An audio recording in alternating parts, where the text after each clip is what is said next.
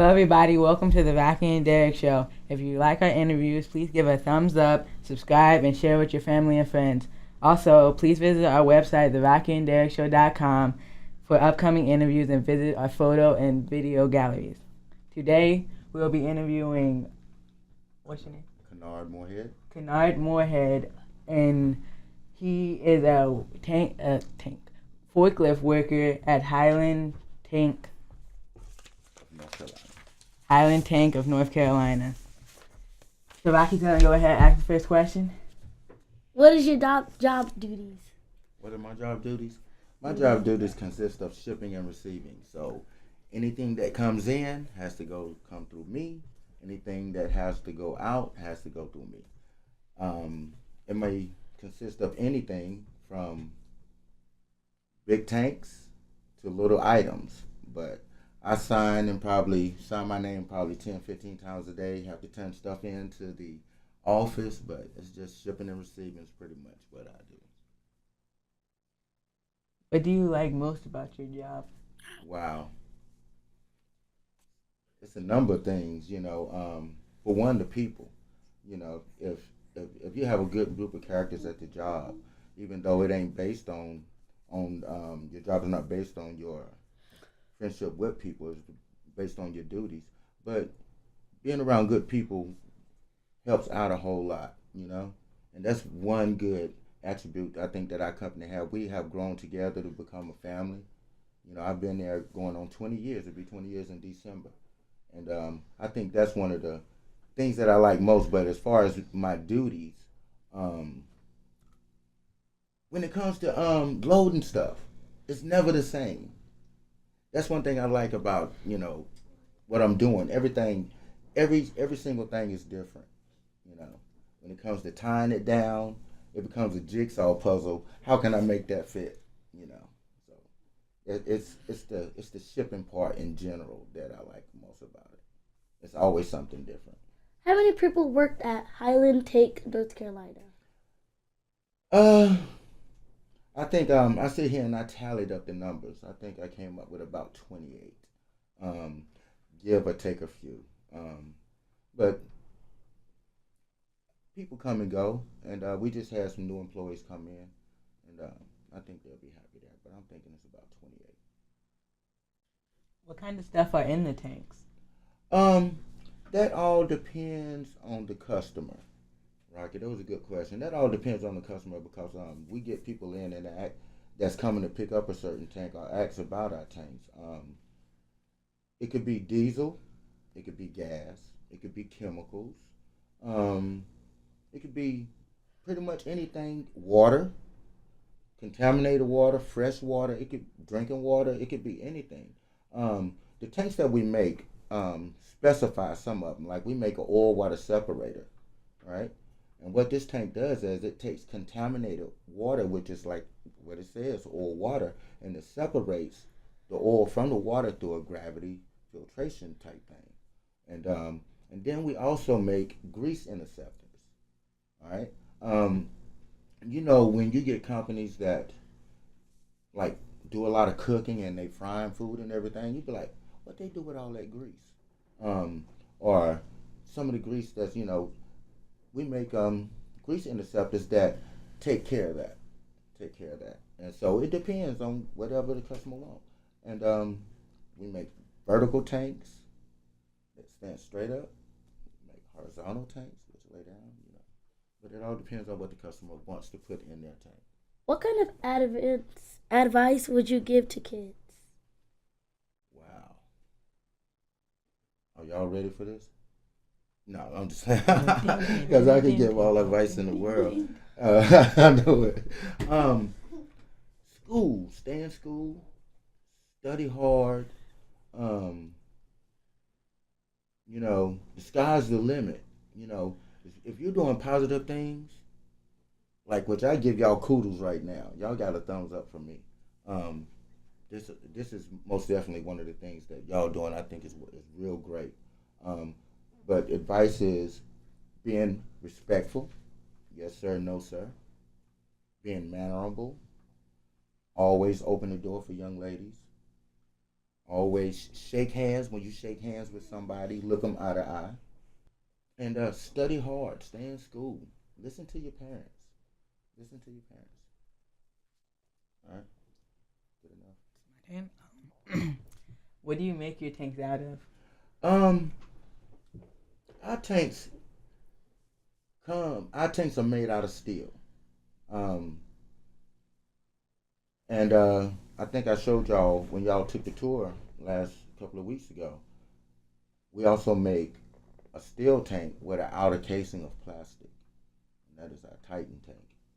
But in generally, most of the time, just steel. What is the biggest tank you ever made? Uh, biggest tank we have ever made. I think we tried. I know we make 30,000 gallon tanks. We make 30,000 gallon tanks, and but the biggest tank that Highland Tank makes in general, I think, is about 70,000 gallon tank, and they can compare it to when you go up north compared to our facility down here. The thickest steel we roll down here might be paper thin compared to what they roll up there. They can roll all the way up to 1.25 inches, especially on the pressure vessels. And but yeah, we get the steel in flat. Y'all saw how that came in.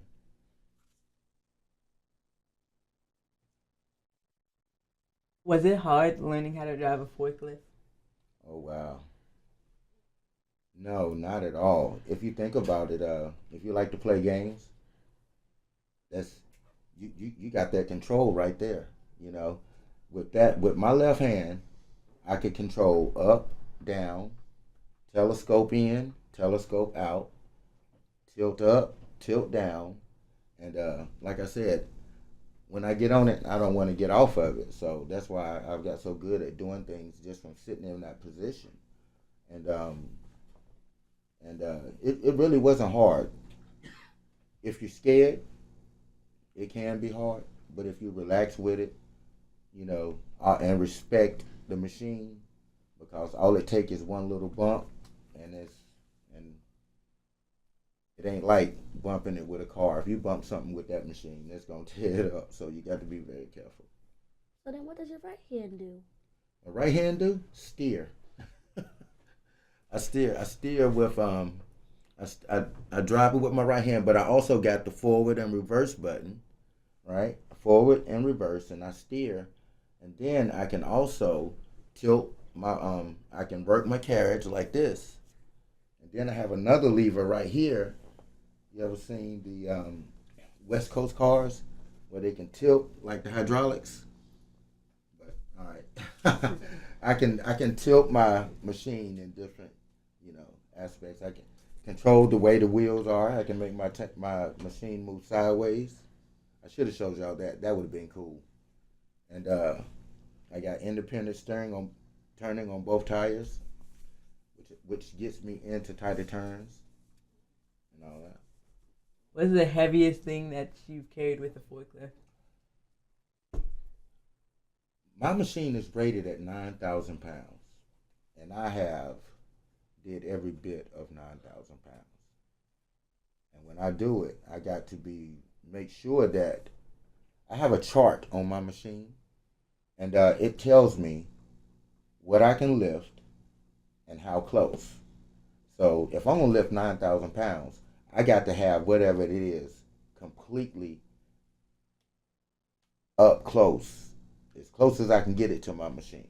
Because if I don't, it's gonna cause me to tilt forward, and we don't want that. You know what I'm saying? And plus, it might tear the machine up if it's too heavy. But the chart will tell you if I'm boomed all the way out. Did y'all see it? Maybe not. Yeah, we did. It had the A when I boomed all the way out. Yeah. On the inside of my boom, it's labeled A, B, C, D, E, F. And when it does that, I got a chart that's got the A, the B, C, D, E, F, and it also tells me I got a degree thing too, and it also tells me at what degree and at what length I mean, how far I'm out, I can pick something up. So if I'm picking up something 5,000 pounds, I can probably only pick it up from here outside the room. And then outside the room, that's where I get into that stability thing of overmaxing the machine. But 9,000 pounds is the biggest I've picked. What does each of those letters stand for? What letter? The letters you just Alphabet. said. Oh, the alphabet. Oh, Oh. it's You said A, B, C, D. E, F. Yeah. Oh, wow. What it is give you something. It's written on the boom, and then it's written on your chart, and on your chart is a weight chart. So that's what it is. The ABC. It doesn't really stand for me. Different code. No. It's pretty much just an indicator. You take the alphabet off the boom, and you match it to your weight chart. So if it's C up there, I can match the C right here, and then I can look at the degrees up there and to the degrees right there. And what it'll do is it'll come to a point. Boom.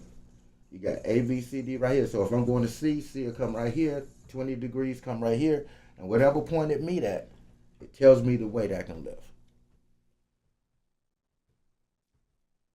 What's the most interesting thing that ever happened at your job?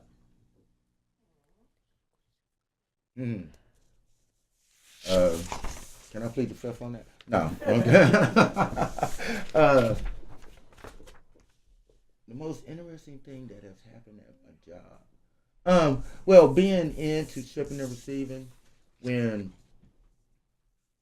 we had our crane, or even just on my load off, I was right at my max, and so being right at my max, that's when you're pretty much flying by the seat of your pants. That's what they call it, flying by the seat of your pants, because you are at the limit of what you can do, and then so that's when you got to be real cautious. You got to take your time. You got to make sure everybody around knows what's going on, and working with heavy stuff, you've got to be mindful of that. Safety is number one. Safety is number one in anything. But flying by the seat of your pants, that's what. Okay. So when you're on breaks, do you get to help your other people there? When I'm on break? Yeah. When I'm on break, I don't try to help nobody. I try to eat. But sometimes I will get a call. I get phone calls throughout the day from the office, and but a lot of times when I'm on break, they'll call me and say, "You have a driver or a truck outside." And most of these trucks, they might just be bringing in things that we need to fabricate that goes with the tank. And so I try to help out like that when I'm on break. I try not to let the drivers sit out there for 30 minutes, when I'm on break. So if I get that call that, hey, there's a truck driver out there, I try to go do it. That's why I try to help out. My last question. How long have you been in Greensboro? How long have I been in Greensboro?